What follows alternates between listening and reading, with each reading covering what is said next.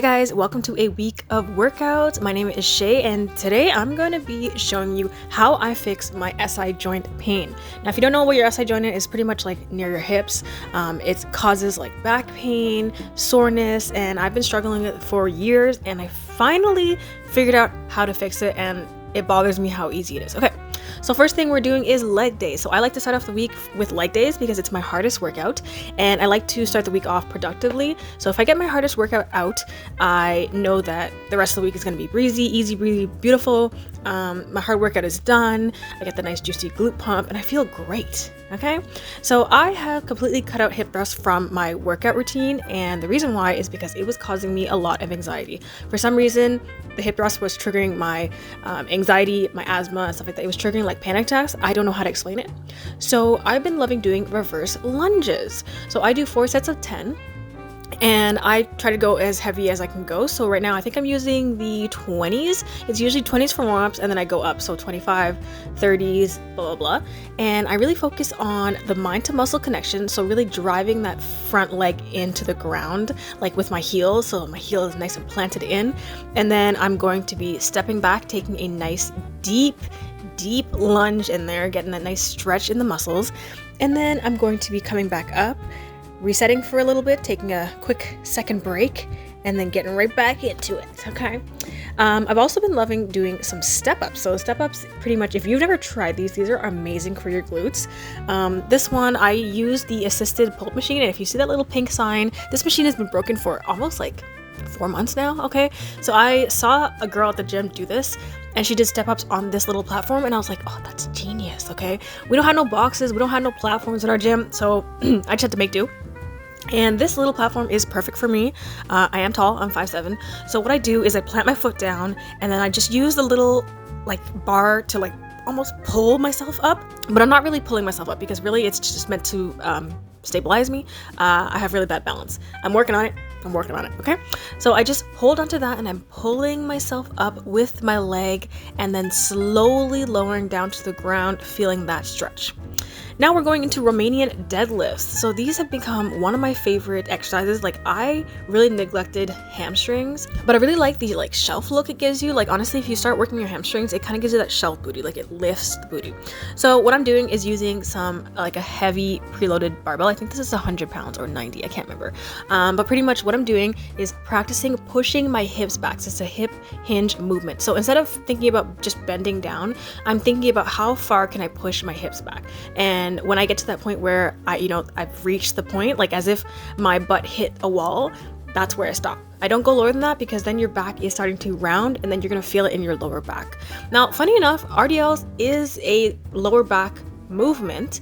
Deadlifts, it is a back movement. So if you do this kind of, I don't want to say incorrectly, but if you do it with like a different form, you're gonna feel it in your back, okay? So what I like to do is keep a little bend in my knees, which makes it more glute focused.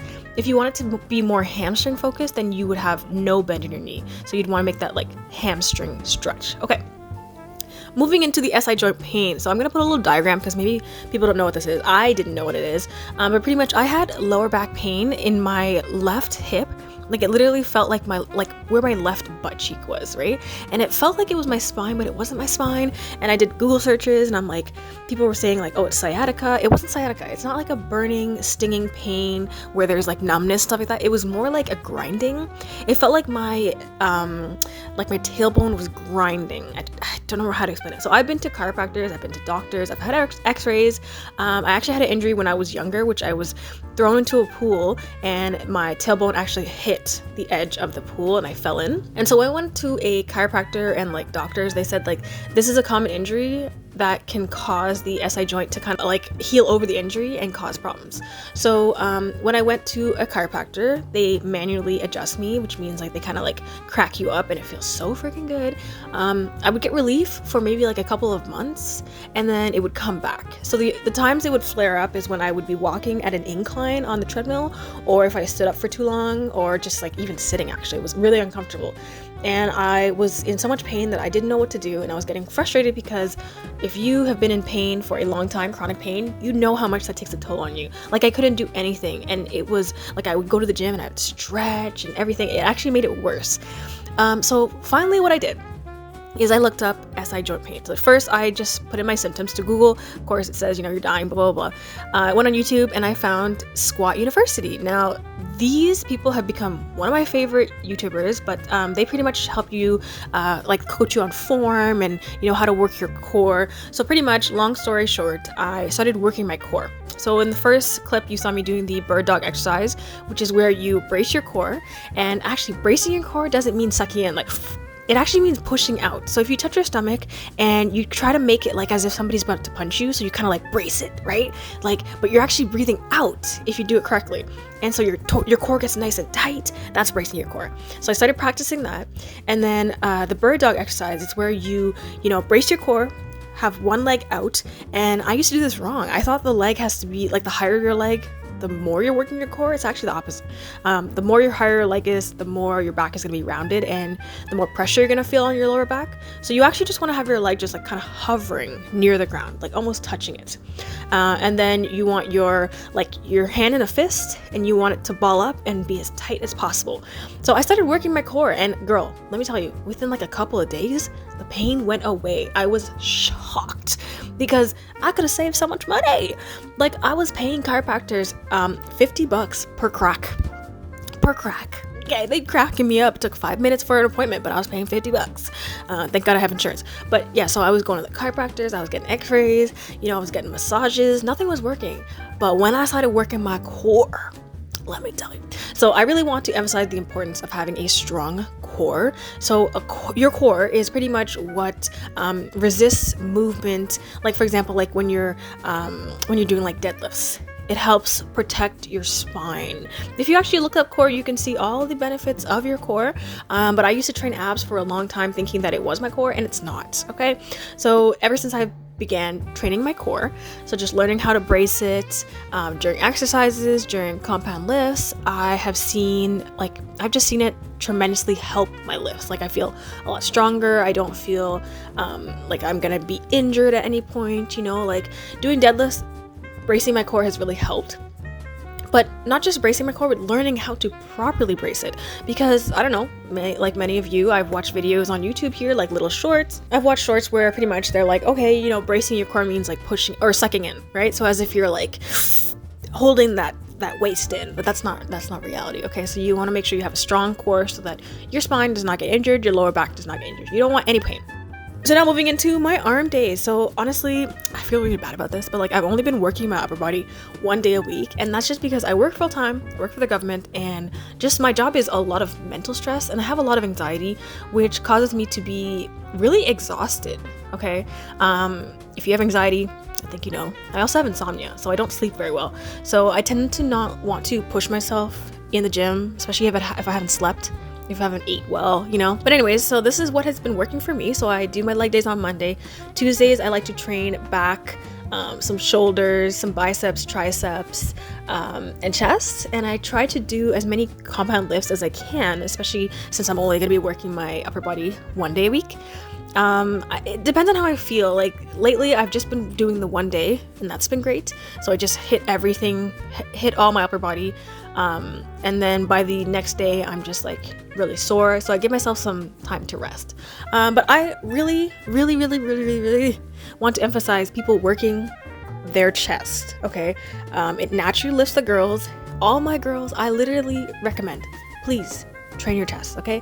You don't have to go super heavy, but just like train your chest. It also helps you, with back pain, right? If you have a strong chest, you're not like leaning forward. It's just great. I also throw in some bicep work. Actually, so I guess surprise, I was gonna save this till the end, but I actually was diagnosed with tendonitis. So tendonitis is when it's the overuse of your tendons. So tendons hold muscle to bone. So in my forearm, in my left hand, which is weird because I'm right-handed, I have tendonitis. Now I've had this pain in my wrist for years, okay? Didn't know what it was. I thought maybe I just like kind of overworked myself in the gym, so I would do the normal thing like resting, putting muscle cream on it, blah, blah, blah, stretching.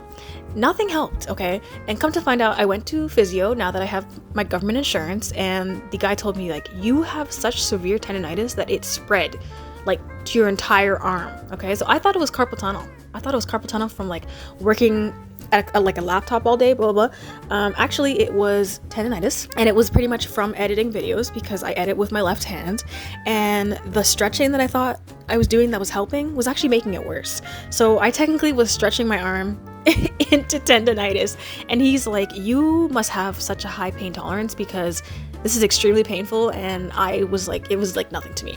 And I do have a high pain tolerance, but I looked at him and I'm like, this is not a good thing, because the thing is, like, I wait till it's like late to get something treated because my pain tolerance is so high. And he's like, yeah, I can see that, because like by the time I went to the physio, he's like, holy crap, how are you functioning? So not only have I been treating my tendonitis, I've been going to physio, I've also been treating my SI joint pain. So in my workout routine, I have been training my forearms. So that's like, you know, when you do a bicep curl, instead of doing training the bicep, I'm gonna like rotate it and I'm gonna start training the forearm. So I've been doing that just like gently. My physio gave me exercises to do, you know. It was actually so sad because I actually lost so much strength. It was so weak. Like, he gave me like I think it was like a 2-pound dumbbell, and he's like, here, like, hold this in your wrist, and my hand was shaking. It was shaking. So tendonitis actually results in like not muscle loss, but like loss of strength. So I definitely seen that. So I've been incorporating that into my routine. The core exercises, I try to aim to do it twice a week. So just take like 5 minutes at the end of my workout just to do a little bit of a core exercise and stuff like that, just training my body. And since I work in an office, I have been trying to use the stand option for my desk. So instead of sitting all day, which actually, if you didn't know, sitting weakens your core because your core just like kind of goes to sleep. It's like dormant because it doesn't need to be used. It's just relax. So sitting 8 hours a day, your core is just weak. So I've been standing up, trying to engage my core, you know, trying to just be mindful of how long I've been sitting, what position I've been sitting in, trying to stretch and all that. And I've been seeing a lot of progress. So on the third day, I'm usually like pretty sore. Like, I don't really see a point in working my legs a second time, especially when you're really sore, because it's not going to be a good workout. So I have been really dedicating time to dynamic stretching. So I dynamic stretch before every single workout, regardless of leg day or arm day. I just didn't show it in this video because it would be super long. I have dedicated a single day to where I can do like stretches, I can work on my flexibility. I've been really working on my hamstring and quad flexibility, working on my lower back strength. And I like to foam roller, honestly, I love it. But I like to do it in the gym. I don't know why, it just like relaxes me. But I like to do the exercise where you kind of like lay your back on the foam roller and like you stretch your back out. It's almost like doing a bridge, like a reverse bridge, I guess you could say. But I try to see how flexible I can get. Just like, you know, get the juices flowing, all that stuff. It really relaxes me, actually. Like, right after I stretch, I feel so calm. My anxiety is gone. It feels great. So stretching does release endorphins. Yeah, honestly, I really recommend, if you guys do not stretch, please do. I'm getting to that age, right, where it's like, I feel everything. So I would really like to hit my splits, and honestly, I think I've gotten pretty close. I would say I'm pretty moderately flexible. I would like to see an improvement, but doing this really helps. Using the foam roller like this really helps you. But yeah, so that's just my routine. And then after I do my stretching, I do some more core exercises, and then I'm going to hop on the treadmill, either some light jogging or just walking at an incline. And I usually do it for like an hour. Press for time, it'll be like 45 minutes. But yeah, that's my cardio routine. And I like to do cardio once or twice a week. So I just wanted to show you little clips of my physio treatment. Physio, honestly, absolutely great. They are so kind, they're so sweet. So this is the, I think it's called what is it called? TENS? It's called TENS. So pretty much what it does is like, it gives you little electroshocks and shocks the muscles. So if you didn't know, muscles work by electricity.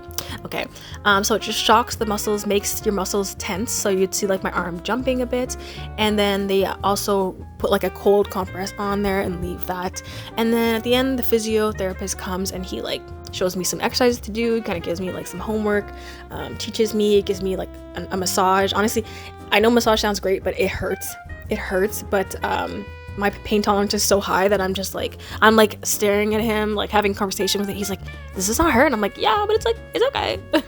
He's like, wow, you have a high pain tolerance. Luckily this week I actually had a lot of energy, so I could actually do a second leg day. I'm not gonna lie to you, most weeks I do not have the energy, like just mentally exhausted. I can't. I definitely try to force myself, but sometimes I just have to take a break. Okay, so when that happens, I will just do like some light cardio, but this week I definitely had the energy. So I started off with some Bulgarian split squats, and these are absolutely great. They're kind of up on the level with like step ups or reverse lunges. This one does trigger a bit of anxiety, and you're gonna see that in this video, but I really like the setup. I've really tried to like master it, especially since I'm tall, and I left little clips in to show you how I set it up, how I make sure that my leg is like the perfect position. But here's a tip. Yeah, starting in the bottom position really helps me make sure that I'm going to get like a really good stretch in my glutes.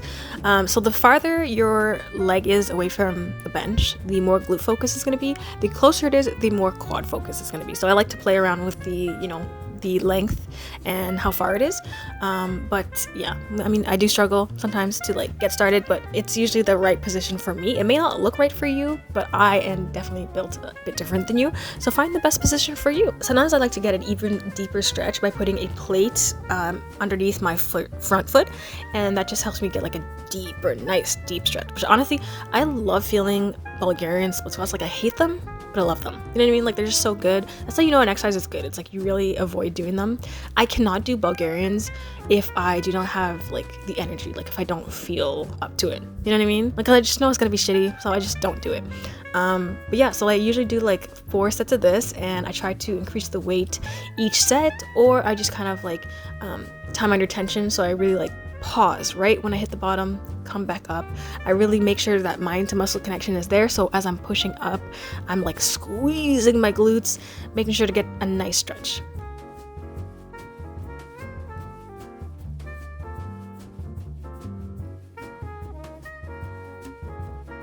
Okay, I guess the leg day is good when you trigger a panic attack. Yeah, so I'm in the bathroom, trying not to hyperventilate or faint. Yeah.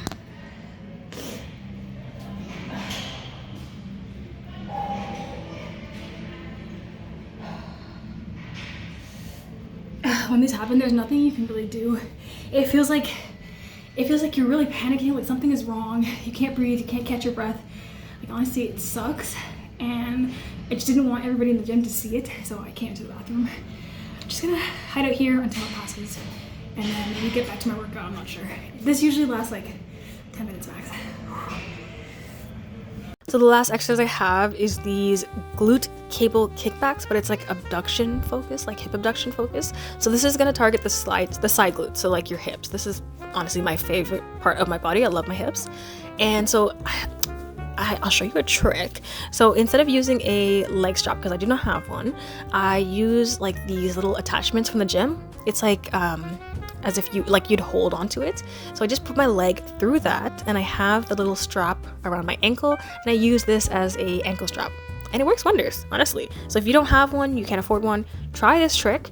And so what I do is I just point my toes out a little bit, so it's a little bit angled, so that way I feel it in the side of my glutes instead of my under glutes. And I do, like, honestly, you don't have to go heavy with this because your hip abductors are weak muscles. You can do high reps. Then as a finisher, I'm going to be doing these glute extensions, I guess you could call them. They're like back extensions, but glute focus. So pretty much I want to make sure my back is curved. You actually want your back curved in this one. And I'm holding the plate. It's kind of awkward because the plate is big, but I want to kind of pull it towards my tummy, digging my knees and thighs into the pad and like using my glutes to pull myself up. And then right as soon as I can clench my glutes, I can't clench them anymore, that's when I want to stop. And then I'm gonna lower down slowly, time under tension. These have my glutes on fire. Okay, this is great finisher for a leg day. And then of course I have to go take some pictures in the bathroom of my progress and the glute pump. Oh, we cannot forget calves, people. Okay, I get so many compliments on my calves. Like when I wear heels, people are like, oh my god, your calves are like popping, they are mooing. Okay, really love my calves. Like, I've always had nicely defined calves. So like at the end of my leg days, or actually in between leg day exercises, I like to work on my calves, kind of like I guess like during the break. So if I do hip abductions, I like to do this. Okay, so I hope you enjoyed that week of workouts. Comment down below if you have any questions. Please follow me on my social medias, and please subscribe. I'll see you in the next video. Bye guys.